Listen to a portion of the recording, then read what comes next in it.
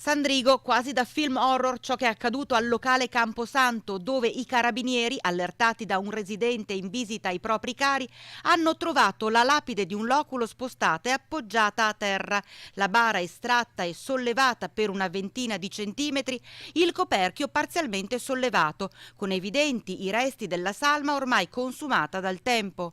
Una profanazione in piena regola, ai danni della tomba di una nomade morta nel 2006. In aiuto dei militari per trovare gli autori dell'insano gesto potrebbero esserci le immagini delle telecamere della videosorveglianza. Non si esclude una vendetta tra clan.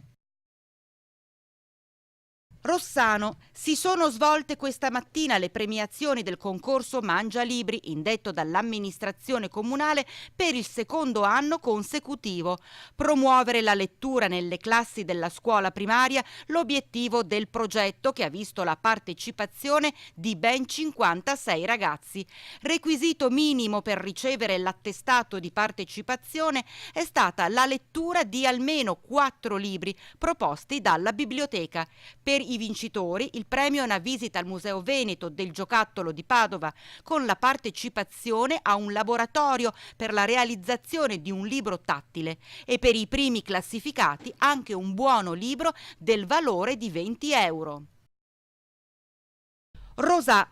C'è tempo fino a domani per iscriversi alla maratona di lettura che si terrà venerdì prossimo, il 28 settembre, alla Biblioteca Civica.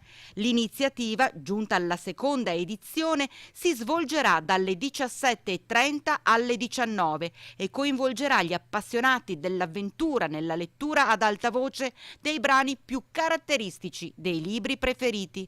Un modo per condividere le pagine dei grandi scrittori classici e per far conoscere autori di nicchia. In ogni caso, l'obiettivo è emozionare ed emozionarsi.